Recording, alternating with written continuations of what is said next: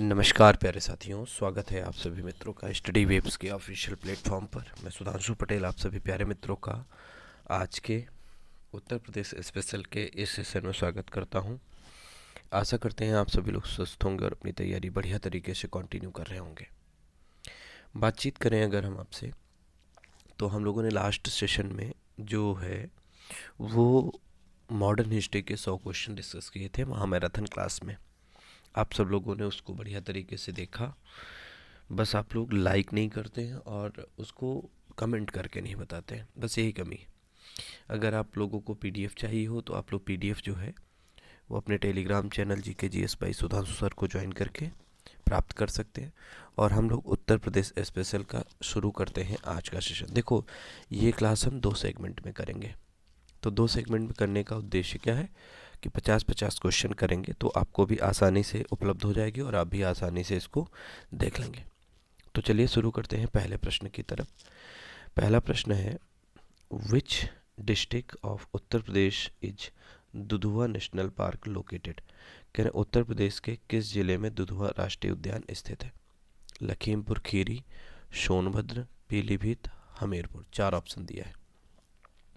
तो जब हम आपसे बातचीत करते हैं, दुधुआ राष्ट्रीय उद्यान जो है वो लखीमपुर खीरी में है। कहाँ पर है? लखीमपुर खीरी में। बातचीत करें तो आपको पता होना चाहिए कि ये प्रदेश का एकमात्र राष्ट्रीय उद्यान है। प्रदेश का एकमात्र राष्ट्रीय उद्यान कौन सा है? तो यही है, एकमात्र राष्ट्रीय उद्यान है। ठीक, कहाँ पर है? लखीमपुर खीरी में। इसका क्षेत्रफल लगभग 490 स्क्वायर किलोमीटर है। कितना है? 490 स्क्वायर किलोमीटर में ये फैला हुआ है। और जब हम आपसे बातचीत करते हैं तो इसको 1977 में 1977 में इसको नेशनल पार्क का दर्जा दिया गया था। वहीं आपसे बता देते हैं 1987-88 में इसे 1987-88 की बातचीत करते हैं, 1987-88 में यही दुधुआ नेशनल पार्क है। इसको दुधुआ टाइगर रिजर्व के रूप में भी विकसित किया गया। किसके रूप में? दुधुआ टाइगर रिजर्व के रूप में भी विकसित किया गया। रिजर्व के रूप में भी विकसित किया गया। ठीक है। अगर हम आपसे बातचीत करें तो आप देखोगे, जैसे अगर हम आपसे बातचीत करें तो वर्तमान समय में आप देखेंगे 4 मुख्य टाइगर रिजर्व आपको उत्तर प्रदेश में देखने को मिलेंगे। तो एक तो हो गया दुधुआ टाइगर रिजर्व, दूसरा जो है वो है Pilibhit tiger reserve. Pilibhit tiger reserve, TR का मतलब टाइगर रिजर्व। और पीलीभीत टाइगर रिजर्व कहाँ है? तो हम कहेंगे ये सर पीलीभीत में है, पीलीभीत जिले में। ठीक है। एक है अमनगढ़ टाइगर रिजर्व। एक क्या है? Amangarh tiger reserve. ये कहाँ पर है? ये सर बिजनौर में है। ये कहाँ पर है? बिजनौर में। और फिर एक और की बातचीत करें तो एक है रानीपुर टाइगर रिजर्व। एक है रानीपुर टाइगर रिजर्व। और ये कहाँ है? तो ये सर चित्रकूट में है। ये कहाँ पर है?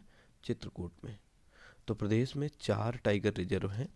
एक Dudhwa tiger reserve, Pilibhit tiger reserve, Amangarh tiger reserve और अगली बातचीत करें रानीपुर टाइगर रिजर्व। ठीक है। थोड़ी सी बातचीत करें, अगर एक ऑप्शन में सोनभद्र है। सोनभद्र में एक फॉसिल पार्क है जिसको हम सलखन फॉसिल पार्क कहते हैं। क्या कहते हैं? सलखन फॉसिल पार्क के नाम से जानते हैं। सलखन फॉसिल पार्क के रूप में जानते हैं, जो कहाँ है? जो आप देखोगे सोनभद्र में लोकेटेड है। तो प्रश्न संख्या 1 है और 1 का उत्तर क्या हो जाएगा? तो दुधुआ राष्ट्रीय उद्यान जो है वो, जिसे 1977 में राष्ट्रीय उद्यान का दर्जा दिया गया था, ये लखीमपुर खीरी में स्थित है। ठीक है। चलते हैं प्रश्न संख्या 2 की तरफ। हाँ, क्वेश्चन नंबर 2 देखिएगा। कह रहे हैं which city is known as brass city of Uttar Pradesh. बढ़िया प्रश्न है और अगर ध्यान से देखेंगे तो आसान प्रश्न है, कोई जटिल प्रश्न नहीं। कह रहे हैं उत्तर प्रदेश के किस शहर को पीतल नगरी के रूप में जाना जाता है?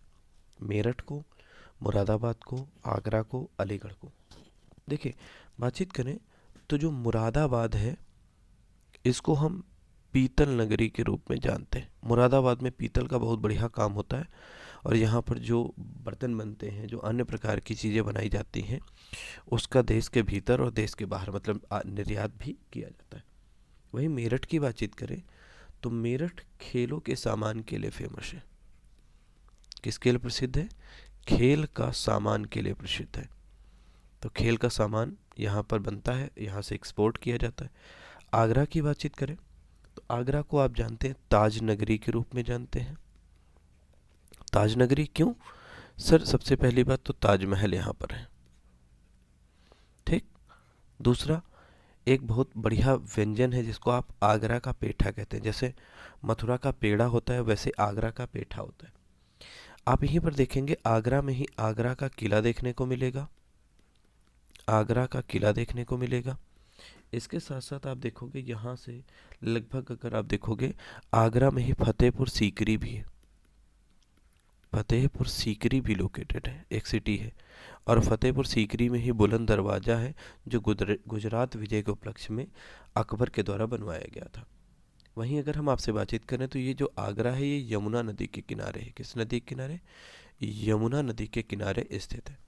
थोड़ी सी और बातचीत करें तो आगरा शहर जो है वो 1504 ईस्वी में आप देखोगे सिकंदर लोदी ने क्या किया था, इसको बसाया था। सिकंदर लोदी के द्वारा इसको एक शहर के रूप में बसाया गया था। तो सिकंदर लोदी इसका आप कह सकते हैं शहर का निर्माण करता है, ठीक।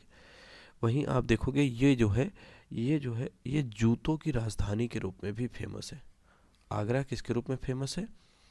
जूतों की राजधानी के रूप में। जूतों की राजधानी के रूप में फेमस है। वहीं अलीगढ़ की बातचीत करें तो अलीगढ़ में आपको पता है सबसे इम्पोर्टेंट चीज़ एक यूनिवर्सिटी है, सेंट्रल यूनिवर्सिटी, जिसको आप अलीगढ़ मुस्लिम यूनिवर्सिटी के रूप में ट्रीट करते हो। और वहीं दूसरा, अलीगढ़ को तालों के शहर के रूप में भी जाना जाता है। किसके रूप में? तालों का शहर, सिटी ऑफ लॉक्स, तालों का शहर भी कहते हैं। तो सिटी ऑफ लॉक्स भी किसको कहते हैं? अलीगढ़ को कहते हैं। तो प्रश्न संख्या 2, पीतल नगरी के रूप में किसको जानेंगे? मुरादाबाद को पीतल नगरी के रूप में जानते हैं। चलिए क्वेश्चन नंबर 3 की तरफ चलते हैं। बहुत बढ़िया प्रश्न है और प्रश्न बड़ा आसान सा है। कह रहे हैं कि where did lord Buddha breathe his last? Mahaparinirvana, महात्मा भगवान बुद्ध ने अंतिम सांस कहाँ ली? तो सारनाथ में ली थी, कुशीनगर में ली थी, वाराणसी में, बोधगया में। देखो भगवान बुद्ध की बातचीत करें तो इनका जो जन्म है अगर आप देखोगे तो 563 ईसा पूर्व में हुआ था। कहाँ पर हुआ था? सर इनका जन्म जो हुआ वो लुम्बिनी में हुआ था। और 483 ईसा पूर्व में इनकी मृत्यु हुई थी। कहाँ पर मृत्यु हुई थी? सर कुशीनगर में मृत्यु हुई थी। और इनकी मृत्यु को ही हम क्या कहते हैं? इनकी मृत्यु को ही महापरिनिर्वाण के रूप में हम देखते हैं। थोड़ी सी और बातचीत कर लेते हैं। देखो महात्मा बुद्ध को ज्ञान प्राप्त हुआ कहाँ पर? बोधगया में, पीपल वृक्ष के नीचे। किसके नीचे? बोधि वृक्ष या पीपल वृक्ष के नीचे। कहाँ पर? बोधगया में। तो जब इनको ज्ञान प्राप्त हुआ तो ज्ञान प्राप्ति को क्या कहा गया? ज्ञान प्राप्त को यहाँ पर कहा गया कि भैया इनको निर्वाण प्राप्त हो गया। क्या हुआ है? बोधि प्राप्त हुआ है, मतलब निर्वाण शब्द का इस्तेमाल किया गया। ज्ञान प्राप्ति के लिए क्या कहेंगे? ज्ञान प्राप्ति के लिए निर्वाण शब्द का इस्तेमाल हुआ है, ठीक। वहीं सारनाथ की बातचीत करें तो सारनाथ इसलिए फेमस है क्योंकि सारनाथ में धर्मचक्र प्रवर्तन हो रहा है। धर्मचक्र प्रवर्तन का क्या मतलब है? आप देखोगे प्रवर्तन, धर्मचक्र प्रवर्तन की जब हम आपसे बात करते हैं तो बुद्ध ने अपना पहला उपदेश जो है, बुद्ध ने अपना पहला उपदेश कहाँ दिया? अपना पहला उपदेश जो है वो सारनाथ में दिया था, सारनाथ में दिया था। तो ये सारनाथ है। और कुशीनगर में क्या करते हैं? इनको महापरिनिर्वाण प्राप्त होता है। 29 वर्ष की अवस्था में अपना घर छोड़ते हैं और 35 वर्ष की अवस्था में इनको क्या होता है?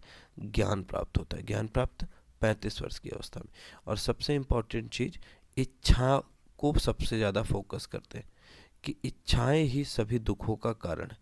सभी दुखों का कारण क्या है? तो इच्छा सभी दुखों का कारण है, ठीक है। तो क्वेश्चन नंबर 3, भगवान बुद्ध ने अंतिम सांस या महापरिनिर्वाण कहाँ लिया था? तो हम कहेंगे कुशीनगर। कुशीनगर मल्लों की राजधानी थी, मल्लों का। ठीक है, चलो आगे चलते हैं, 4 नंबर की तरफ चलते हैं। कह रहे हैं कि 4 नंबर क्वेश्चन की बातचीत कर रहे हैं, और 4 नंबर देखिएगा क्या कह रहे हैं। कह रहे हैं कि which district of Uttar Pradesh has highest literacy rate as per census 2011। 2011 की जनगणना के अनुसार उत्तर प्रदेश के किस जिले की साक्षरता दर सबसे अधिक है? कानपुर नगर, गाजियाबाद, गौतम बुद्ध नगर, औरैया। तो दिए गए ऑप्शंस में जब हम आपसे बातचीत करते हैं तो गौतम बुद्ध नगर जो है 2011 के सेंसस के अकॉर्डिंग बातचीत करें तो आप देखोगे गौतम बुद्ध की जो साक्षरता दर है वो सबसे अधिक, और उत्तर प्रदेश में 80.12% साक्षरता दर है। इसके बाद बातचीत करें तो आप देखोगे कानपुर नगर की, कानपुर नगर में 79.71% साक्षरता दर है। फिर अगली बातचीत करें तो आप देखोगे औरैया, औरैया की साक्षरता दर कितनी है? तो और 78.95%, 78.95% औरैया की साक्षरता दर। और गाजियाबाद की बात करें तो 78.1%। और वहीं अगर हम आपसे बातचीत करें तो आप देखोगे इटावा की साक्षरता दर कितनी है? इटावा की साक्षरता दर जो है 78.41%। तो उत्तर प्रदेश के सबसे 5 शिक्षित जिले कौन है? तो कहोगे गौतम बुद्ध नगर नंबर 1 पर है, दूसरे नंबर पर कानपुर नगर है, तीसरे नंबर पर औरैया है, चौथे नंबर पर इटावा है, और 5वें नंबर पर कौन है? तो कहोगे सर गाजियाबाद 5वें नंबर पर आपका है। और क्वेश्चन यही पूछा था, तो क्वेश्चन का उत्तर गौतम बुद्ध नगर क्या हो जाएगा? गौतम बुद्ध नगर उत्तर प्रदेश में सबसे अधिक क्या कहेंगे शिक्षित राज्य की कैटेगरी में आपको देखने को मिलेगा। ठीक है, चले आगे नेक्स्ट क्वेश्चन की तरफ चलते हैं। क्वेश्चन नंबर 5 की तरफ बढ़ रहे हैं। चलिए क्वेश्चन नंबर 5 देखिएगा, आराम से, जल्दबाजी नहीं करनी, आराम से आंसर करना है। ठीक है, कह रहे Charkula is famous folk dance of which region. कह रहे चरकुला जो है किस क्षेत्र का प्रसिद्ध लोक नृत्य है? बुंदेलखंड, ब्रजभूमि, अवध, रोहिलखंड। देखो सबसे पहली चीज आप समझ लो, जो चरकुला है ये ब्रजभूमि, और ब्रजभूमि ये राधा कृष्ण जी की भूमि है। यहाँ पर ढेर सारे नृत्य होते थे, जैसे एक बड़ा नृत्य होता था जिसको हम रास कहते थे, रास नृत्य। एक और नृत्य होता है जिसको हम क्या कहते हैं? झूला नृत्य, झूला नृत्य। एक और नृत्य होता है जिसको हम मयूर नृत्य बोलते हैं। एक और नृत्य होता है जिसको हम बोलते हैं घड़ा नृत्य, घड़ा नृत्य, और चरकुला नृत्य। ये सब कहाँ के हैं? ये सब की बातचीत करेंगे तो ब्रजभूमि, ब्रज क्षेत्र के। बुंदेलखंड की वहीं बातचीत करें तो बुंदेलखंड का सबसे महत्वपूर्ण जो लोक नृत्य है वो है ख्याल। क्या है? ख्याल। एक और है जिसको हम कहते हैं पाई डंडा, पाई डंडा भी बुंदेलखंड का एक फोल्क डांस है। और उसके साथ साथ एक है राई नृत्य, राई नृत्य। ये क्या है? ये बुंदेलखंड का एक प्रसिद्ध फोल्क डांस है। अवध के बारे में बातचीत करें तो अवध में जोगिनी, जोगिनी अवध का एक फोल्क डांस है। रोहिलखंड की बातचीत करें तो रोहिलखंड का एक प्रसिद्ध नृत्य है जिसको आप बोलते हैं कर्मा, कर्मा रोहिलखंड का प्रसिद्ध नृत्य है। और एक धोबिया नृत्य है जो पूर्वांचल क्षेत्र का है। पूर्वांचल क्षेत्र का एक प्रसिद्ध फोल्क डांस कौन है? तो कहेंगे सर धोबिया जो है ये पूर्वांचल क्षेत्र का क्या है? एक प्रसिद्ध फोल्क डांस देखने को मिलेगा। ठीक है, चलिए क्वेश्चन नंबर 6 की तरफ चलते हैं। In which year the united provinces named या रीनेम्ड एज उत्तर प्रदेश। कह रहे संयुक्त प्रांत का नाम बदलकर उत्तर प्रदेश किस वर्ष किया गया? 1947 में, 1950 में, 1954 में, 1960 में। तो सबसे पहले आप समझ लो 1902 में इसका नाम जो है आगरा एवं अवध का संयुक्त क्षेत्र किया गया। क्या किया गया? आगरा एवं अवध का संयुक्त क्षेत्र किया गया, अवध का संयुक्त क्षेत्र किया गया, संयुक्त क्षेत्र किया गया। ठीक है। फिर यही नाम 1937 में 1937 में बदलकर क्या कर दिया गया, संयुक्त प्रांत कर दिया गया, संयुक्त प्रांत कर दिया गया। बाद में आप देखोगे कब, 24 जनवरी 1950 को, 24 जनवरी 1950 को संयुक्त प्रांत का नाम बदलकर क्या कर दिया गया, उत्तर प्रदेश कर दिया गया। मतलब 6 नंबर की बातचीत करें तो प्रश्न संख्या 6 का उत्तर बी सही हो जाएगा। 7 नंबर की तरफ चलते हैं, क्वेश्चन नंबर 7 की तरफ बढ़ते हैं, ठीक है। चलो 7 नंबर बढ़िया क्वेश्चन है, देखिएगा। कह रहे हैं कि which district of Uttar Pradesh shares its border with 4 state. कह रहे हैं उत्तर प्रदेश का कौन सा जिला 4 राज्यों के साथ अपनी सीमा साझा करता है। देखो मैं बहुत अच्छे से तो मैप नहीं बना रहा हूँ, लेकिन फिर भी आप देखो, ये आपका हो गया, ये कुछ इस तरीके से उत्तर प्रदेश हमने बना दिया, ठीक। ये आपका सहारनपुर हो गया, ये आपका क्या हो गया, सहारनपुर। इधर मैं आपसे क्या कह देता हूँ, इस तरफ आप देखोगे ये आपका सोनभद्र हो गया, ये आपका क्या हो गया, इसको मैं आपसे कह दे रहा हूँ ये ललितपुर हो गया, ललितपुर हो गया, ठीक। अब देखो इस साइड में आपका नेपाल, ठीक, यहाँ पर उत्तराखंड, ठीक। इस साइड में राजस्थान, मध्य प्रदेश, राजस्थान मध्य प्रदेश, यहाँ पर क्या है, इस साइड में मध्य प्रदेश, इस साइड में छत्तीसगढ़, यहाँ पर क्या है, यहाँ पर झारखंड है, ये झारखंड है, ठीक। और इधर कौन है, बिहार है। तो ये जो जिला है, जब आप इसको फोकस करेंगे, जिसको मैं सर्कल कर रहा हूँ, जिसको आप सोनभद्र के रूप में ट्रीट कर रहे हो, ये देखोगे इस साइड बिहार, यहाँ झारखंड, यहाँ छत्तीसगढ़ और इस साइड से एमपी, मतलब 4 राज्यों से कौन सा जिला अपनी सीमा साझा करता है। तो उत्तर क्या आएगा, उत्तर आएगा सोनभद्र जो है ये 4 जिलों से अपनी सीमा साझा करता है। कितने, 4 जिलों से अपनी सीमा को साझा करता है, ठीक है, ठीक है। कितने, 4 जिलों से अपनी सीमा को साझा करता है, ठीक है। आगे चलते हैं, क्वेश्चन नंबर 8 की तरफ बढ़ते हैं। तो 7 नंबर का बी हो गया। 8 नंबर की बात करते हैं। कह रहे हैं, अगला क्वेश्चन जो पूछा है, सिंपल सा क्वेश्चन कह रहे हैं कि भारतीय चारागाह एवं चारा अनुसंधान संस्थान कहाँ स्थित है। कह the Indian grassland and fodder research institute is located in, Bareilly में है, झांसी में है, कानपुर में, लखनऊ में। तो मैं उत्तर पहले बता देता हूँ। आप देखोगे 1962 में भारतीय चारागाह एवं चारा अनुसंधान की स्थापना की गई। कब, 1962 में। कहाँ की गई, तो सर उत्तर तो हो गया झांसी में करी गई, खत्म काम। अब कुछ और चीज़ें, जैसे जैसे मैं आपसे बातचीत करता हूँ, पहले लखनऊ की बातचीत करता हूँ। लखनऊ में एक बहुत महत्वपूर्ण संस्थान की स्थापना की गई है, जिसका नाम क्या है, भारतीय विश्वविज्ञान अनुसंधान संस्थान, भारतीय विश्वविज्ञान अनुसंधान संस्थान। इसकी स्थापना कहाँ पर की गई थी, लखनऊ। इसके साथ साथ आप देखोगे राष्ट्रीय वनस्पति अनुसंधान संस्थान, राष्ट्रीय वनस्पति अनुसंधान संस्थान की स्थापना। इसके साथ साथ केंद्रीय औषधि अनुसंधान संस्थान, केंद्रीय औषधि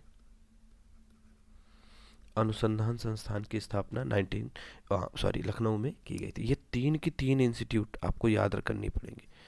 ये तीनों की स्थापना कहाँ हो रही है, तो हम कहेंगे सर इन तीनों की स्थापना लखनऊ में। वहीं कानपुर की बातचीत करें तो कानपुर में अगर आप देखोगे राष्ट्रीय दलहन अनुसंधान संस्थान है, राष्ट्रीय दलहन अनुसंधान संस्थान।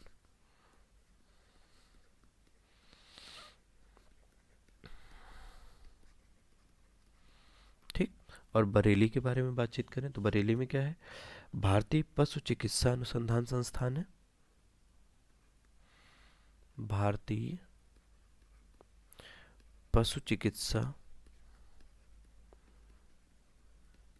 अनुसंधान संस्थान है।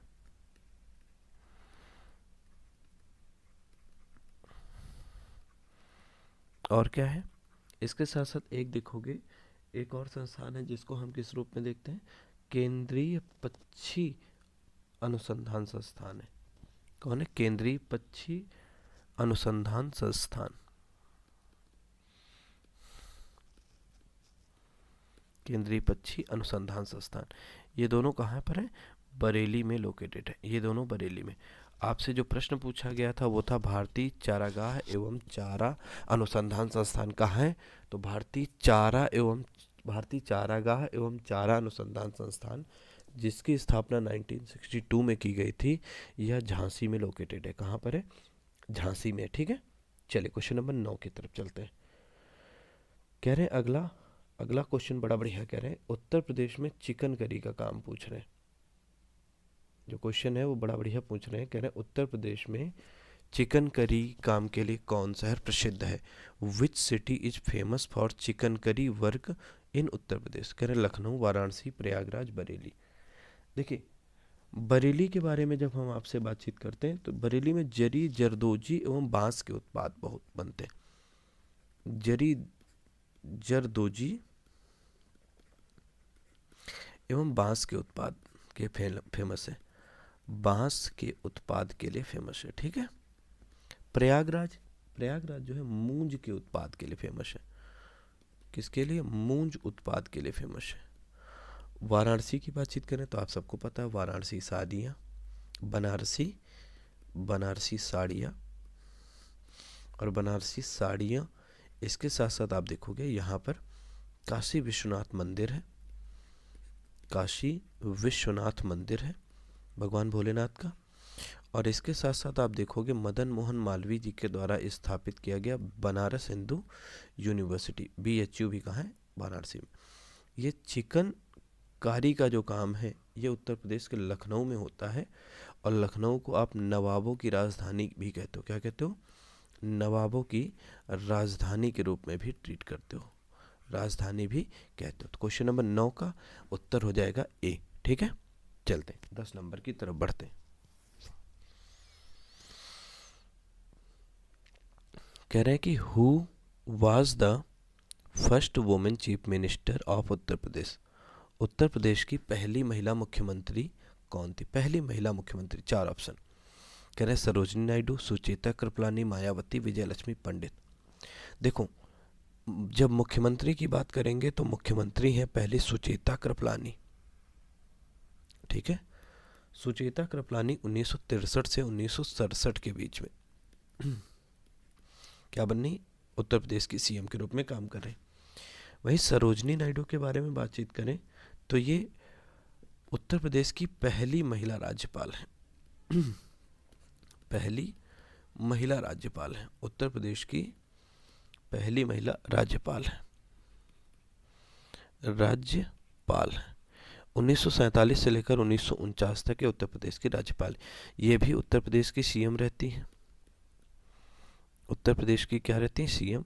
विजयलक्ष्मी पंडित जो यूनाइटेड नेशन है, संयुक्त राष्ट्र में भारत का प्रतिनिधि बनकर जाती हैं। भारत की पक्षकार के रूप में कार्य करती हैं। ठीक है। आगे बातचीत करते हैं। क्वेश्चन अगला देखो। कह रहे हैं कि Firozabad is known for the production of which item? Firozabad किस वस्तु के उत्पादन के लिए जाता है? ताले के लिए। सर ताले के लिए तो आपने बताया सिटी ऑफ लॉक्स जो अलीगढ़ है, आज ही के सेशन में बताया। ठीक। चाकू के लिए सर मूवियों में देखा है रामपुर से चाकू लेकर आए। कहाँ से चाकू लेकर आए? रामपुर से चाकू लेकर आए। चमड़े का सामान जो है कानपुर में भी, उन्नाव में, क्योंकि कानपुर की फैक्ट्रियां जो है अब अधिकांश उन्नाव में शिफ्ट की गई, और आगरा में। ठीक, आगरा में। वहीं कांच की चूड़ियों का जो काम है, किसके काम की बात कर रहे हैं? कांच की चूड़ियों का जो काम है, अगर हम इसको कहें कांच के उत्पाद जो हैं ये क्या है, तो हम कहेंगे सर ये फिरोजाबाद में कांच की चूड़ियों का काम जो है बहुतायत मात्रा में होता है। तो उत्तर जो हो जाएगा वो क्या हो जाएगा? उत्तर हो जाएगा बी, 11 नंबर का बी। ठीक, 12 नंबर की तरफ चलते हैं। सब क्वेश्चन किसी न किसी एग्जाम में पूछे गए हैं। 12 नंबर देखिए, बढ़िया क्वेश्चन है ये भी। कह रहे पार्वती अर्गा पक्षी विहार किस जिले में? पार्वती अर्गा पक्षी विहार किस जिले में? कह रहे गोंडा में, बस्ती में है, उन्नाव में है, रायबरेली में। तो पार्वती अर्गा पक्षी विहार जो है ये 1990 में पक्षी विहार बनाया गया था। कब? 1990 में। और ये कहाँ पर है? तो सर ये जो है वो गोंडा में है, गोंडा में। उन्नाव में जो है उत्तर प्रदेश का सबसे पुराना पक्षी विहार है, 1984 में बनाया गया था। क्या नाम था? नवाबगंज पक्षी विहार। नवाबगंज पक्षी विहार आप कहते हो, पक्षी विहार। रायबरेली में अगर बातचीत करें तो 1987 में बनाया गया था पक्षी विहार। और ये जो है समसपुर पक्षी विहार के रूप में जाना जाता है। किसके रूप में? समसपुर पक्षी विहार के रूप में जाना जाता है। समसपुर पक्षी विहार के रूप में हम इसको ट्रीट करते हैं। ठीक है ना? यहाँ तक हो गया। यहाँ तक किसी को कोई समस्या हो तो आप एक बार हमसे पूछ सकते हैं, नहीं तो फिर हम आगे चलेंगे। ठीक है? आगे अब थोड़े क्वेश्चन जो है जल्दी भी करेंगे और थोड़ा हो सकता है आपको समझ में आए कि कुछ हम जटिल भी क्वेश्चन हम कर रहे हैं। ठीक है? इसके साथ साथ अगर हम कुछ और पक्षी विहारों की बातचीत करें, कुछ और पक्षी विहारों के बारे में जब हम आपसे बातचीत करते हैं तो आप सुन लीजिएगा। जैसे एक है लाख बहोसी पक्षी विहार, कन्नौज में है। क्या नाम है? लाख बहोसी पक्षी विहार। नोट कर लीजिएगा, लाख बहोसी पक्षी विहार, पक्षी विहार। ये कहाँ है सर? ये जो है ये कन्नौज में है, कन्नौज में। इंपॉर्टेंट है, याद कर लीजिएगा। एक है सांडी पक्षी विहार, एक है सांडी पक्षी विहार। सांडी पक्षी विहार कहाँ है सर? ये जो है हरदोई में है। कहाँ पर है? हरदोई में। ठीक सर। इसके साथ साथ एक है ओखला पक्षी विहार, ओखला पक्षी विहार। ये कहाँ है सर? जो ओखला पक्षी विहार है ये है गौतम बुद्ध नगर में। कहाँ पर है? गौतम बुद्ध नगर में, गौतम बुद्ध नगर। ओखला के बाद अगर हम आपसे बातचीत करें, एक बखीरा पक्षी विहार है। बखीरा, बखीरा पक्षी विहार कहाँ है? संत कबीर नगर में है, संत कबीर नगर में है। ठीक। इसके साथ साथ अगर हम आपसे बातचीत करें, एक है समान पक्षी विहार मैनपुरी में। क्या नाम है? समान पक्षी विहार। ये कहाँ पर है? समान पक्षी विहार जो है वो मैनपुरी में है, मैनपुरी में। ठीक है। एक है विजय सागर पक्षी विहार, एक है विजय सागर पक्षी विहार, विजय सागर पक्षी विहार।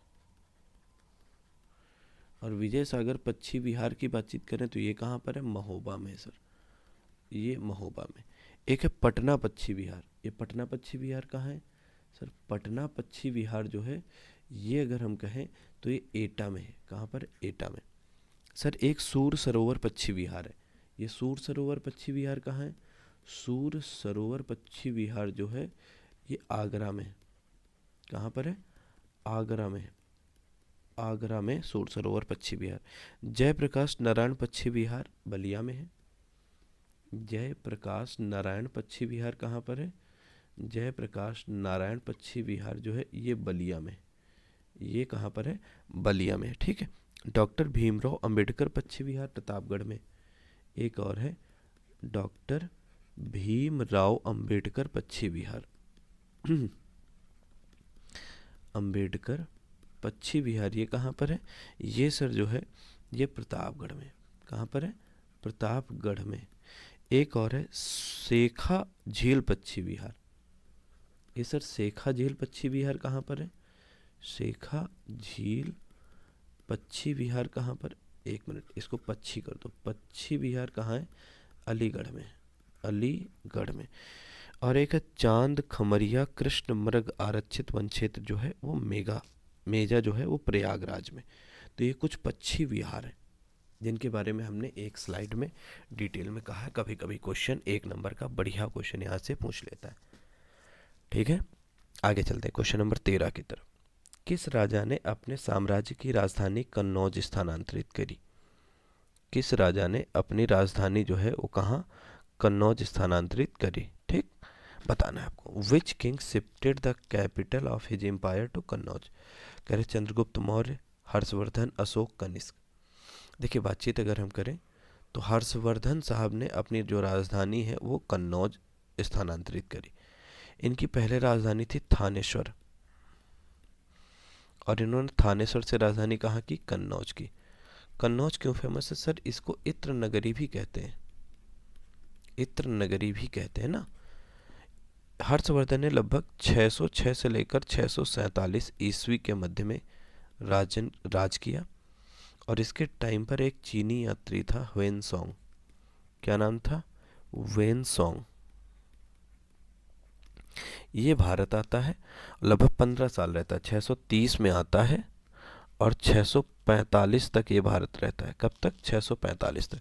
और इसकी एक फेमस किताब है सी यू की। क्या नाम है? सी यू की इसकी एक फेमस किताब देखने को मिलती।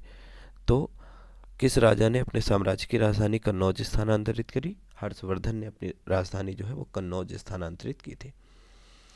अगला क्वेश्चन जो है वो क्या कह रहे हैं, जरा देखिएगा। 1 मिनट रुके, पेन ले लेते हैं। हाँ, पेन। कह रहे हैं कि रानी लक्ष्मीबाई बांध, रानी लक्ष्मीबाई बांध किस नदी पर स्थित है? ऑप्शन है बेतवा नदी पर, केन नदी पर, रिहंद नदी पर, टोंस नदी पर। 4 ऑप्शन है, और आंसर आप लोग करने का, इस प्रश्न का आंसर आप करने का प्रयास करिएगा तो बेहतर रहेगा। आप करेंगे तो ज़्यादा बढ़िया रहेगा, ठीक है। चलिए बताइएगा, जल्दी से आंसर करिएगा, बहुत समय ना लीजिएगा। तो अगर हम आपसे बातचीत करें, जो आपका ये बेत रानी लक्ष्मीबाई बांध होता है, ये जो है ये है कहाँ, पहले तो ये बताइए। ये देखोगे आप ललितपुर में। कहाँ पर है? ललितपुर में। ललितपुर में देखने को ये आपको मिलेगा, ललितपुर में, ठीक। तो पहले तो लोकेशन लीक करो इसकी। ललितपुर हो गया, ललितपुर। सर किस नदी पर है? तो सर ये बेतवा नदी पर है। किस नदी पर है? बेतवा नदी पर लोकेटेड है। किस नदी पर है? तो हम कहेंगे सर ये बेतवा नदी पर क्या है? बेतवा नदी पर लोकेटेड है, ठीक है। आगे चलें, क्वेश्चन नंबर अगला करें, या थोड़ा सा अगर कहिए तो हम कुछ और बांधों के विषय में चर्चा कर दें, अगर आप कहिए तो। अगर आप कहिए तो मैं आपको इसके बारे में कुछ और डिटेलिंग कर देता हूं, जिससे कि आपको थोड़ी सी इन्फॉर्मेशन मिल जाए और आपका यहाँ से क्वेश्चन जो है वो सही हो जाए, ठीक। जैसे आप देखोगे, जैसे मैं अगर आपसे बातचीत करूं, जैसे कुछ अगर हम बांधों के बारे में बात करें ना, बांधों के बारे में बातचीत करें जहाँ से क्वेश्चन आपके एग्ज़ाम में पूछे जा सकते हैं। बांधों के बारे में जब हम आपसे बातचीत करते हैं और क्वेश्चन जब बनता है, तो बांधों के बारे में क्वेश्चंस हम आपको बताने चल रहे हैं, ठीक। जैसे एक है परीक्षा बांध, जो कहाँ पर है? झांसी में है। एक लिस्ट है, एक है परीक्षा बांध। क्या नाम है? पहला ही गलत हो गया, रुकिए। हाँ ठीक, एक है परीक्षा बांध, परीक्षा बांध। 1 मिनट, ये हो गया। ये कहाँ है? तो कहेंगे सर ये बेतवा नदी पर है, और जिला कौन है? झांसी। बेतवा नदी पर है, जिला है झांसी, ठीक। एक और है जिसको कहते हैं पहुज बांध। दूसरा बांध कौन है? पहुज बांध। ये किस नदी पर? ये देखोगे पहुज नदी पर है, पहुज नदी पर है, और ये भी कहाँ पर है? झांसी में है। एक है सर सुकमा डुकमा बांध, एक है सुकमा डुकमा बांध। सुकमा डुकमा बांध की बातचीत करें तो ये बेतवा नदी पर है, और ये भी कहाँ पर है? झांसी में, ठीक। इसके साथ साथ एक है गोविंद सागर बांध है। ये कहाँ पर है? ललितपुर में है, सहजाद नदी पर। गोविंद सागर बांध है, ये कहाँ पर है? तो हम कहेंगे सर ये ललितपुर में है।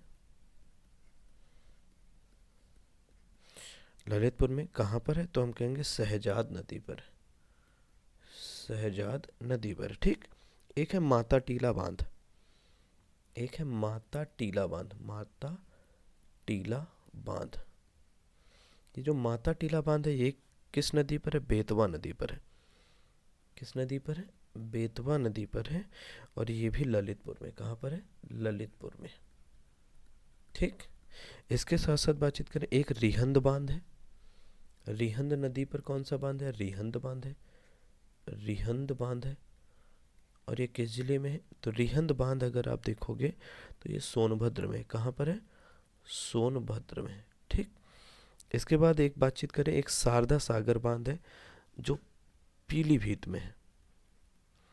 शारदा सागर बांध है, ये किस नदी पर है? तो नाम से स्पष्ट होगा कि ये शारदा नदी पर है। ये कहाँ पर है? सर ये जो है पीलीभीत में है। पीलीभीत में।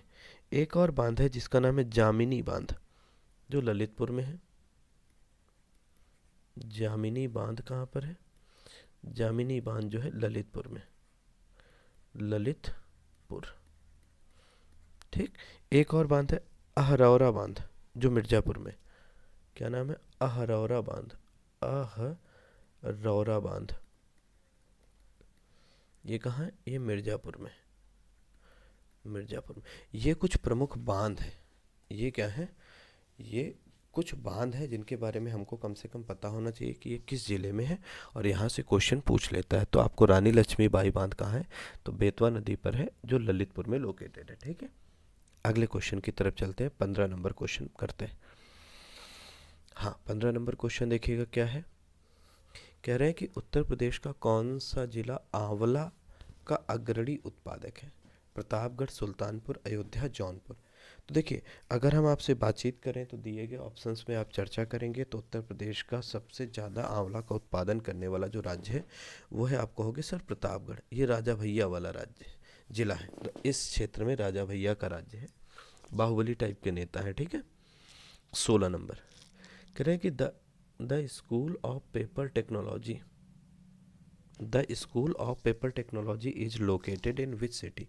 कह रहे स्कूल ऑफ पेपर टेक्नोलॉजी किस शहर में स्थित है? कह रहे सहारनपुर में है, कानपुर में है, गोरखपुर में, नोएडा में। तो स्कूल ऑफ पेपर टेक्नोलॉजी जो है ये आईआईटी रुड़की का एक कैंपस है सहारनपुर में। आईआईटी रुड़की का कैंपस है। कहाँ पर है? सहारनपुर में। सहारनपुर में कैंपस है। ठीक है, जिसकी स्थापना कब हुई थी, जिसको स्कूल ऑफ पेपर टेक्नोलॉजी के रूप में जानते हैं, 1964 में इसकी स्थापना हुई थी। और ये कहाँ पर है? सर ये सहारनपुर में लोकेटेड है। ठीक है, 17 नंबर की तरफ चलते हैं। 17 नंबर, उत्तर प्रदेश के किस शहर को सिराज ए हिंद कहा जाता है? उत्तर प्रदेश के किस शहर को सिराज ए हिंद कहा जाता है? Which city of Uttar Pradesh is called Shiraz e Hind? कह रहे हैं लखनऊ, ये तो नवाबों का शहर होता है। ये ताज शहर है, अलीगढ़ ताला शहर है। जौनपुर, जौनपुर को क्या कहते हैं सर? सिराज ए हिंद कहते हैं। क्यों कहते हैं? देखो, पहली बात तो मैं आपको बता देता हूँ इसके बारे में। जौनपुर की स्थापना कौन करता है? तो जौनपुर की स्थापना जो है 1358 में फिरोज शाह तुगलक के द्वारा की गई थी। किसने करी थी? फिरोज शाह तुगलक के द्वारा, अपने भाई की याद में, अपने भाई की याद में, जिसका नाम क्या था? जौना खां। जौना खां की याद में की जाती है, भाई की याद में करता है। ठीक है, बाद के समय में आप देखोगे जब सरकी शासकों का समय था, जब सरकी जौनपुर में सरकी शासन चल रहा था, तो आप देखोगे ये जो है शिक्षा का, मतलब जौनपुर जो है शिक्षा का, शिक्षा के साथ साथ कला का, कला के साथ साथ साहित्य का, साहित्य के साथ साथ संस्कृति का क्या होता है? एक केंद्र बनता है, एक केंद्र बनकर उभरता है। इसीलिए हम इसको क्या कहते हैं? सिराज ए हिंद के रूप में हम ट्रीट करते हैं। क्या कहते हैं? इसको हम सिराज ए हिंद के रूप में देखते हैं। ठीक है, अगला चलते हैं, क्वेश्चन नंबर 18 की तरफ बातचीत करते हैं। कह रहे यमुना नदी गंगा नदी से किस स्थान पर मिलती? अब ये इतना बढ़िया क्वेश्चन है क्वेश्चन कि नहीं? अच्छा, आसान है कि नहीं पहले तो आप ये बताओ। ये भी जटिल क्वेश्चन है, बताओ भाई। तो कहोगे नहीं सर, हर साल सुनते। इस बार 2026 की बात करें तो इस साल माघ मेला लगा है, और इससे पहले क्या लगता है? इससे पहले महाकुंभ का आयोजन हुआ था। तो कहाँ पर है? प्रयागराज। उत्तर हो जाएगा बी, 18 नंबर का बी। 19 नंबर पर हम बातचीत करेंगे। ठीक है, उत्तर प्रदेश की कौन सी जनजाति दीपावली को शोक के रूप में मनाती है? उत्तर प्रदेश की कह रहे हैं कौन सी जनजाति दीपावली को शोक के रूप में मनाती? Which tribes in India, sorry, which tribes in Uttar Pradesh celebrates Deepawali as a day of mourning? Buksa, Tharu, Jaunsari, Saharia. तो हम लोग खुशी के रूप में मनाते हैं, और जो थारू जनजाति के लोग होते हैं वो क्या करते हैं, वो आप देखोगे दीपावली को शोक के रूप में मनाएंगे, शोक के रूप में मनाएंगे। आप देखोगे जो थारू जनजाति है तराई क्षेत्रों में पाई जाती है। कहाँ पर? तराई क्षेत्रों में। तराई क्षेत्र में ये पाई जाती है। तराई क्षेत्र की बातचीत करें तो जैसे सिद्धार्थनगर हो गया, श्रावस्ती हो गया। श्रावस्ती में महात्मा बुद्ध ने सबसे अधिक उपदेश दिए हैं। श्रावस्ती के बाद बातचीत करें तो ये लखीमपुर खीरी, बहराइच, लखीमपुर खीरी,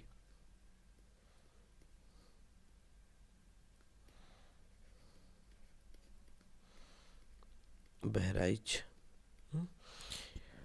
ये जो है यहाँ पर आप देखोगे थारू जनजाति पाई जाती है, और थारू जनजाति ही दीपावली को शोक के रूप में मनाती है। ठीक है, चलिए 20 नंबर की तरफ चलते, 20 नंबर। बटेश्वर मेला किस जिले में आयोजित किया जाता है? बहुत बढ़िया क्वेश्चन है। कह रहे मथुरा में, आगरा में, मेरठ में, झांसी में। तो बटेश्वर जो मेला है ये आगरा में मनाया जाता है। कहाँ पर? आगरा में। ये तो हो गया आंसर। कौन सा मेला? बटेश्वर मेला आगरा में होता है। मथुरा में कौन सा मेला होता है? सर मथुरा में बहुत सारे मेले होते हैं, जैसे रथ मेला होता है, गौचरण मेला होता है, गोवर्धन मेला होता है, कंस मेला होता है। कौन कौन सा? तो एक रथ मेला है, ठीक, एक कंस मेला है, कंस मेला के साथ साथ एक गौचरण मेला है, गौचरण मेला है,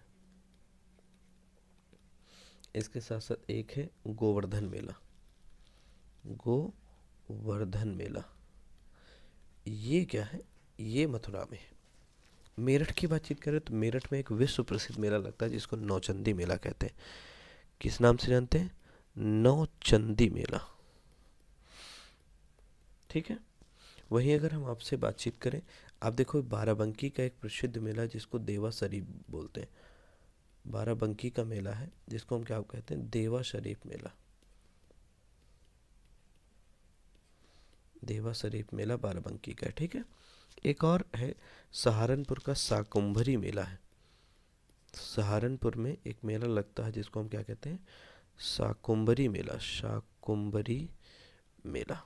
ये विश्व प्रसिद्ध कुछ मेले हैं, कुछ मेले विश्व प्रसिद्ध हैं जो उत्तर प्रदेश में हर साल लगते हैं। ठीक है। चलिए 21 की तरफ चलते हैं, 21 नंबर की तरफ। कह रहे हैं कि which district of Uttar Pradesh has the lowest sex ratio according to 2011 census.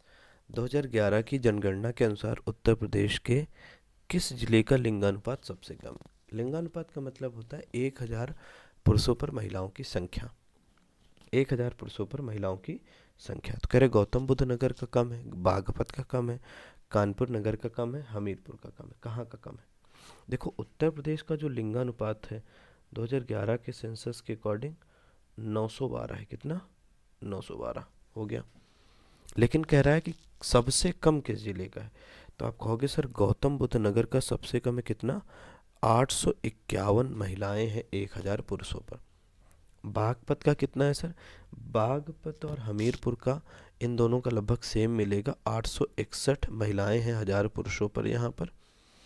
और ये जो हैं ये सबसे कम लिंगानुपात वाले जिले। अच्छा, सबसे अधिक लिंगानुपात कहाँ है? सर्वाधिक लिंगानुपात कहाँ है? तो सर्वाधिक लिंगानुपात जो है, लिंगानुपात ये जो है ये कहाँ है? तो कहेंगे सर ये जौनपुर में। जौनपुर में लगभग 1024 महिलाएं हैं 1000 पुरुषों पर। तो उत्तर इसका तो ए आंसर हो जाएगा। ठीक, गौतम बुद्ध नगर का लिंगानुपात सबसे कम है। अगला, परिक्रमा मेला किस जिले में आयोजित किया जाता है? अगला क्वेश्चन कह रहे हैं परिक्रमा जो मेला है वो किस जिले में आयोजित किया जाता है, ऐसा प्रश्न कह रहे हैं। इन विच डिस्ट्रिक्ट द परिक्रमा मेला ऑर्गेनाइज्ड है? अयोध्या, वाराणसी, प्रयागराज, मथुरा। तो उत्तर आएगा सर अयोध्या में परिक्रमा मेला ऑर्गेनाइज करा जाता है। अयोध्या में ही एक 84 कोसी परिक्रमा होती है, सरयू नदी में नहाने के बाद लोग शुरू करते हैं परिक्रमा, और एक पंचकोसी परिक्रमा होती है, पंचकोसी परिक्रमा, पंचकोसी परिक्रमा आप कहिए। ये दो प्रमुख आप क्या कह सकते हैं परिक्रमाएं कहाँ पर होती हैं, तो हम कहेंगे सर ये जो है ये आप देखोगे तो अयोध्या में होते हुए देखने को मिलेंगे। 23 नंबर की तरफ चलते हैं। कौन सा शहर अपने लकड़ी की नक्काशी उद्योग के लिए प्रसिद्ध है? लकड़ी की नक्काशी के लिए कौन सा प्रसिद्ध है? कह रहे हैं बरेली, सहारनपुर, मेरठ, रामपुर। रामपुर तो सर चाकू के लिए है, मेरठ खिलौनों के सामान के लिए, बरेली बांस के सामान के लिए, सहारनपुर जो है सर ये हो सकता है किसके लिए हो? सर सहारनपुर की बातचीत कर लेते हैं।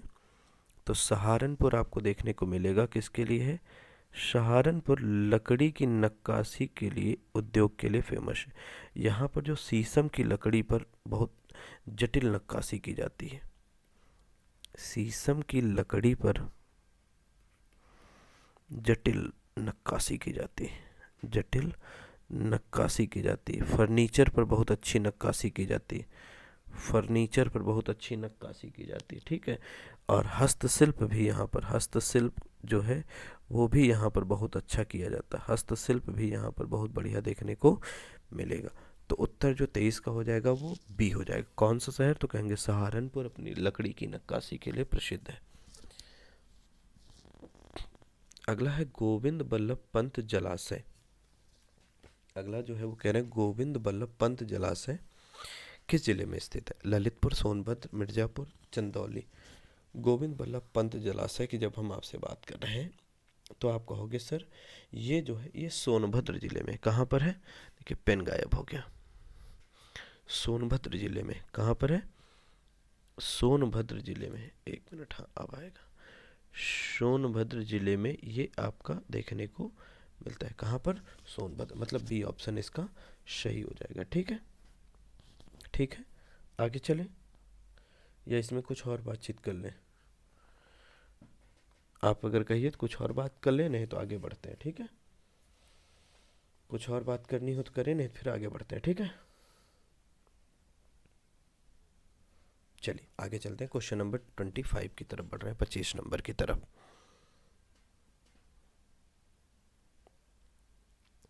उत्तर प्रदेश की पहली महिला राज्यपाल कौन थी? तो उत्तर प्रदेश की पहली महिला राज्यपाल कौन थी? अभी आज ही के सेशन में मैंने आपको बताया है। क्या बताया? आज ही बताया है कि भैया भारत कोकिला के रूप में भी नाइटिंगेल ऑफ इंडिया भी कहते हैं। कौन? तो कहेंगे सर ये जो है वो सरोजनी नायडू जी हैं। ये 15 अगस्त 1947 से लेकर कब तक? सर 15 अगस्त 1947 से लेकर आप देखेंगे तो 2 मार्च 1949 तक, 15 मार्च 1947 से लेकर 2 मार्च 1949 तक ये क्या रहती हैं? ये राज्यपाल के रूप में कार्य करती हैं, उत्तर प्रदेश के राज्यपाल के रूप में कार्य करती हैं और पहली महिला राज्यपाल रहती हैं। ठीक, एनी बेसेंट के बारे में आपको पता है 1917 का जो कांग्रेस अधिवेशन हुआ था, जो कलकत्ता अधिवेशन हुआ था, पहली महिला अध्यक्ष रहती हैं कलकत्ता अधिवेशन में एनी बेसेंट जी। और होम रूल लीग की स्थापना भी यही करती हैं, होम रूल लीग सितंबर 1916 में होम रूल लीग की स्थापना अड्यार में करती हैं। ठीक है, सुचेता कृपलानी के बारे में बातचीत करें तो ये सीएम रहती हैं। विजय लक्ष्मी पंडित को मैं बता चुका हूँ आज ही के सेशन में, इससे पहले भी। ठीक, 26 की तरफ चलते हैं। क्वेश्चन संख्या 26, इलाहाबाद उच्च न्यायालय की स्थापना कब हुई थी? प्रश्न पूछ रहे हैं, बढ़िया प्रश्न पूछ रहे हैं। क्या कह रहे हैं कि in which year was the Allahabad high court established? कह रहे 1860, 1866, 1872, 1880। तो कब हुई थी? सर इलाहाबाद हाई कोर्ट की जो स्थापना है वो 17 मार्च 1866 को हुई थी। कब? 17 मार्च 1866 1866 कहाँ पर हुई थी सर? पहले ये आगरा में हुई थी, बाद में आप देखोगे 1869 में इसको चेंज करके इलाहाबाद कर दिया गया, इलाहाबाद कर दिया गया। और इसकी खंडपीठ कहाँ है सर? खंडपीठ इसकी लखनऊ में, लखनऊ में इसकी एक क्या है? खंडपीठ है, ठीक। और जब हम आपसे बात करते हैं तो इसके पहले मुख्य न्यायाधीश कौन थे? सर वाल्टर मॉर्गन थे। क्या नाम था? सर वाल्टर मॉर्गन थे। Sir Walter Morgan Allahabad high court के पहले मुख्य न्यायाधीश थे, पहले मुख्य न्यायाधीश थे, ठीक है। चलो 26 के बाद 27 की तरफ चलते हैं। कह रहे उत्तर प्रदेश का कौन सा क्षेत्र आल्हा लोक गाथा के लिए जाना जाता है? तो कौन सा क्षेत्र आल्हा लोक गाथा के लिए जाना जाता है? Which region of Uttar Pradesh is known for the Alha folk bald? Bundelkhand, Braj, Awadh, Purvanchal. तो आल्हा उदल ये बेसिकली बुंदेलखंड में आल्हा होता है, और ये बुंदेलखंड में भी बेसिकली अगर हम कहें तो महोबा वाले क्षेत्र में बहुत वीर गाथा के रूप में गाया जाता है। और वीर गाथा आल्हा उदल नामक दो जो महारथी टाइप के रहते हैं, इनके विषय में, इनकी प्रशंसा में ये किया जाता है, ठीक है। तो महोबा जिले में आल्हा जो है वो लोक गाथा के रूप में गाया जाता है। आगे चले, क्वेश्चन नंबर 27 के बाद 28 की तरफ चलते हैं, 28 नंबर की तरफ। कह रहे in which district is the Sheikh Salim Chishti tomb located? कह रहे शेख सलीम चिश्ती का मकबरा कहाँ पर है? जिला बताना है, ध्यान दीजिए, गड़बड़ी नहीं करना। ऐसे तो सब मार दोगे कि सर फतेहपुर सीकरी में, लेकिन क्या फतेहपुर सीकरी जिला है? नहीं। ये कहाँ पर है?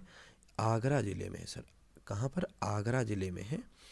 और ये चिश्ती का मकबरा किसने बनवाया था? सर 1580-81 की बात है।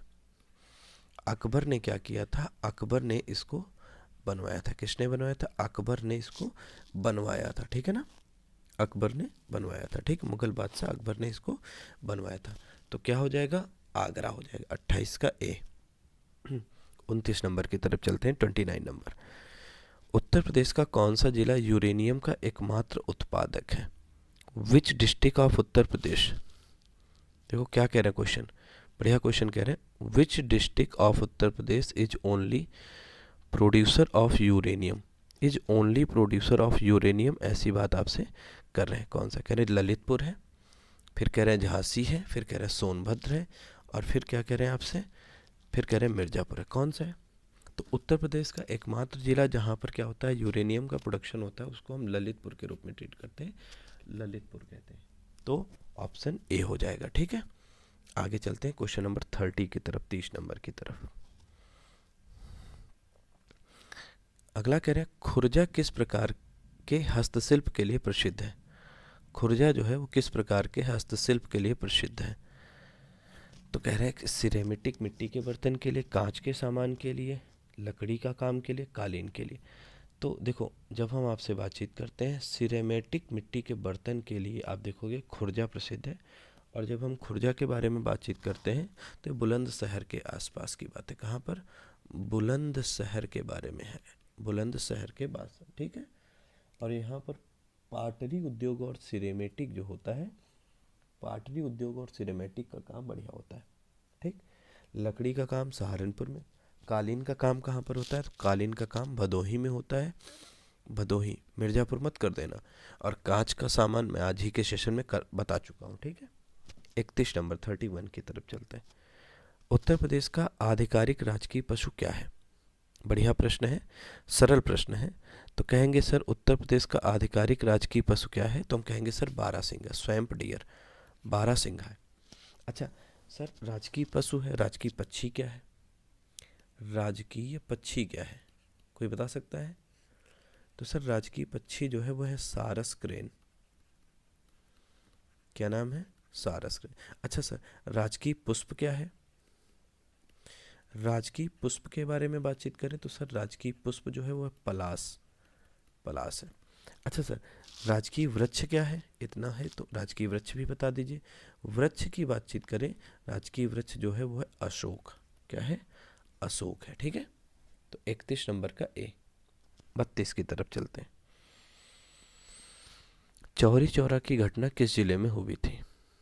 चौरी चौरा आप सबको पता है कि सर भारत में एक चला था आंदोलन जिसको हम कहते हैं असहयोग आंदोलन। महात्मा गांधी जी के द्वारा इसको शुरू किया गया था और ये 1920 से लेकर 1922 के बीच में चला था। ठीक। और 4 फरवरी 1922 को कुछ चौरी चौरा की घटना में ऐसा घट जाता है। क्या घटता है?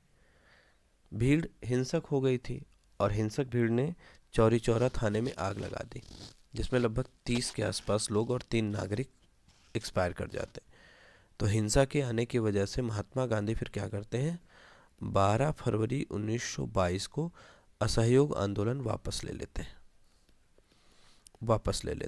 और ये कहाँ पर हुई थी? तो सर ये घटना जो है वो गोरखपुर जिले में हुई थी। कहाँ पर हुई थी? गोरखपुर जिले में ये घटना घटी थी। ठीक है, चलो आगे चलते हैं। कह रहे हैं which city is known as the electronic city of Uttar Pradesh. क्या कह रहे हैं? अगला क्वेश्चन जो है, उत्तर प्रदेश के किस शहर को इलेक्ट्रॉनिक सिटी कहा जाता है? लखनऊ को।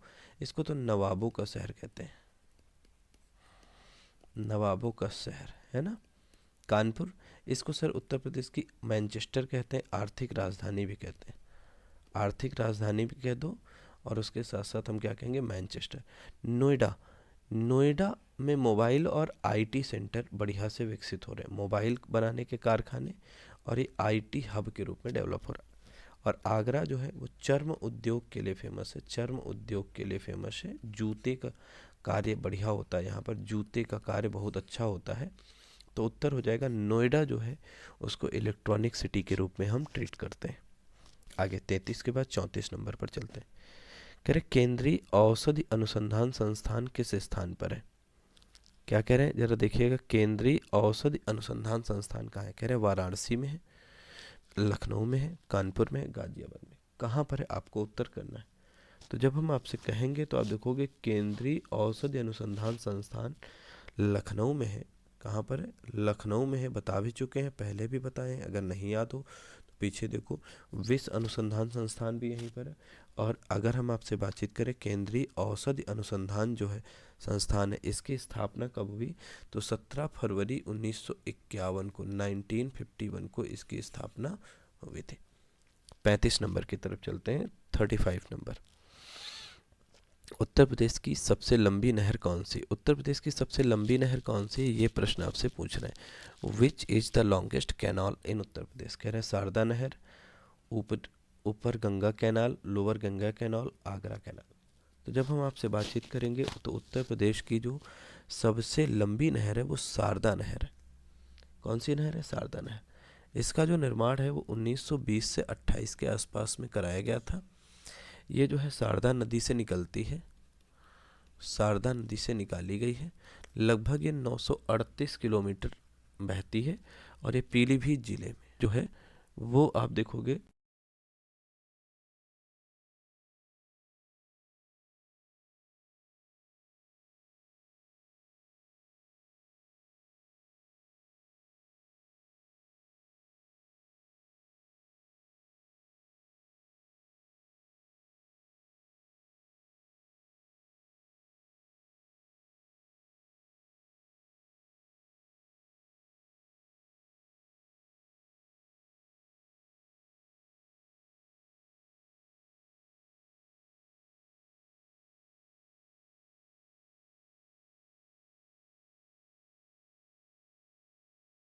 तो नरोरा से निकलती है, लगभग 98.8 किलोमीटर, क्या है 98.8 किलोमीटर लंबी है।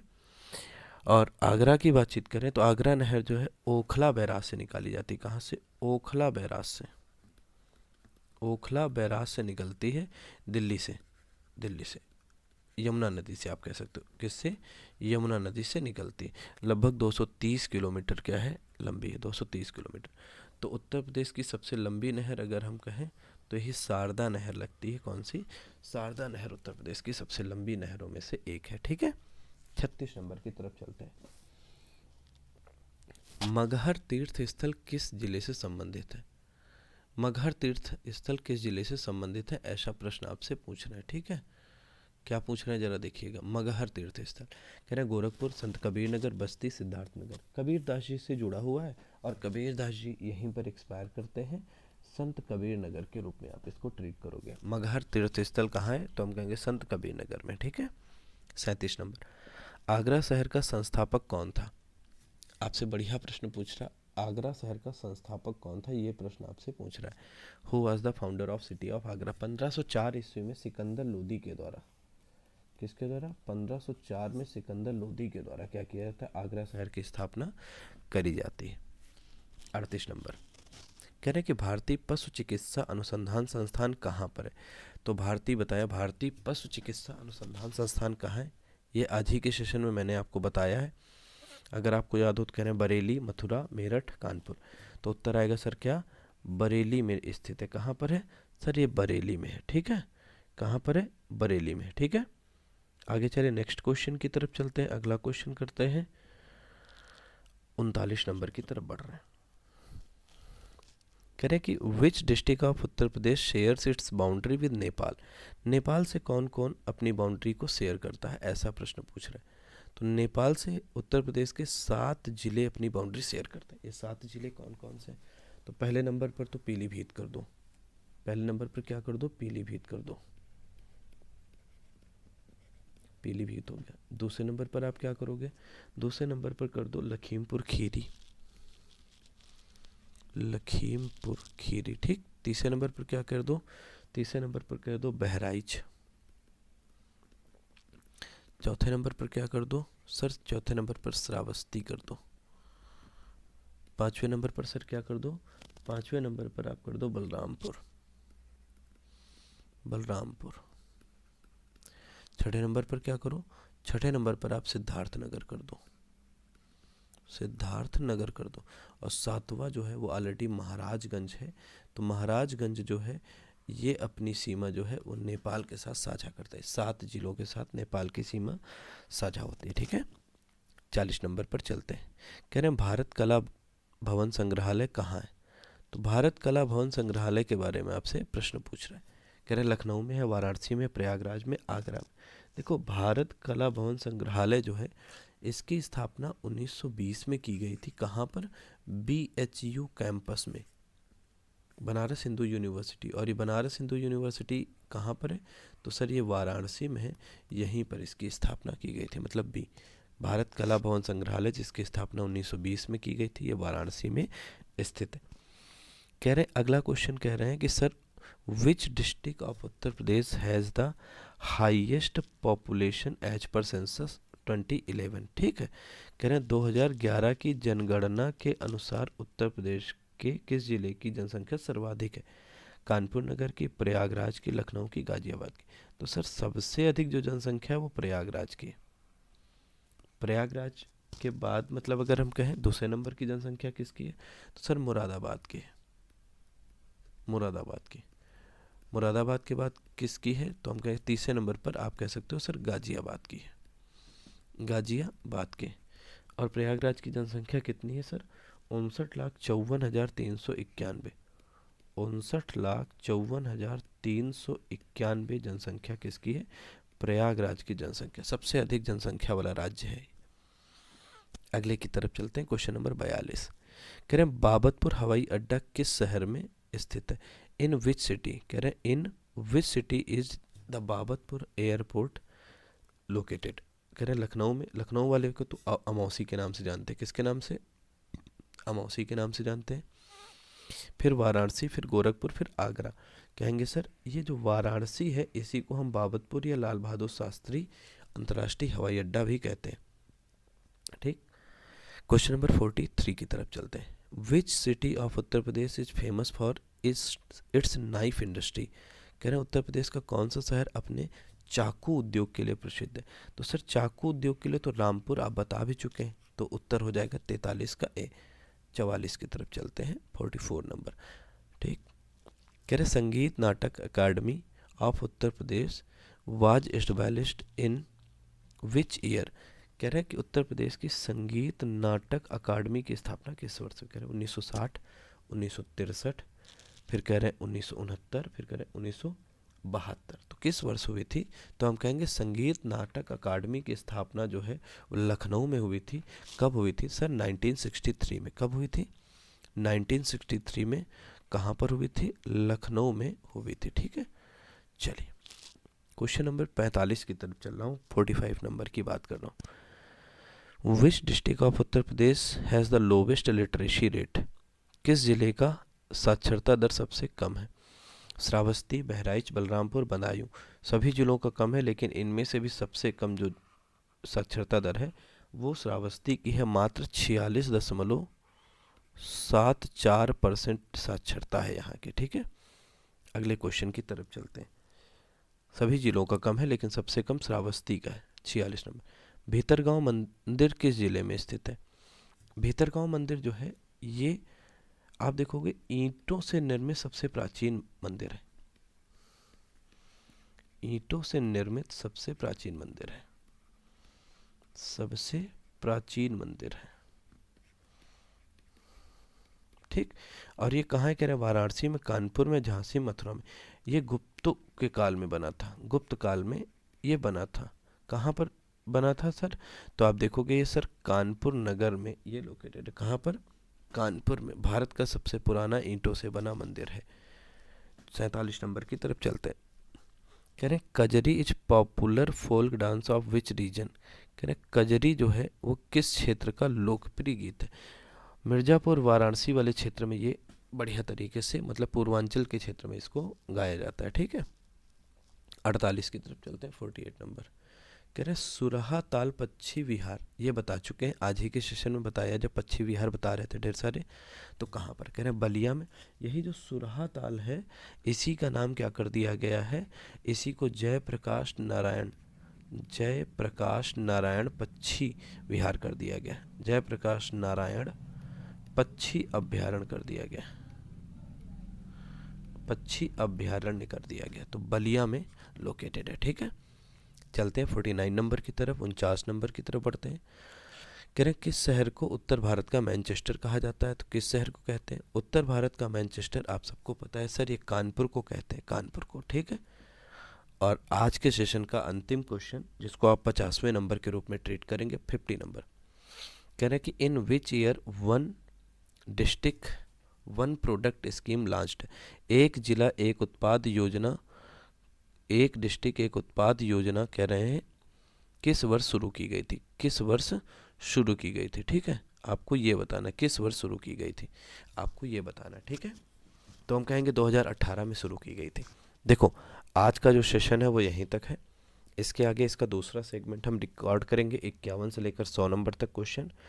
और सेशन कैसा लगा? आप सब लोग प्लीज़ प्लीज़ प्लीज़, बहुत मतलब मेहनत करते हैं, आपको मैं बता देता हूँ बहुत मेहनत की जाती है इस तरीके के सेशन तैयार करने में। तो आप कृपया करके लाइक और कमेंट जरूर किया करिए। ठीक है, और अपने सब दोस्तों तक शेयर किया करिए। तो आज के सेशन को यहीं पर रोकते हैं, मिलते हैं अगले सेशन में। धन्यवाद, थैंक यू, बहुत बहुत नमस्कार, बहुत बहुत आभार। सबको शुभ रात्रि, गुड नाइट।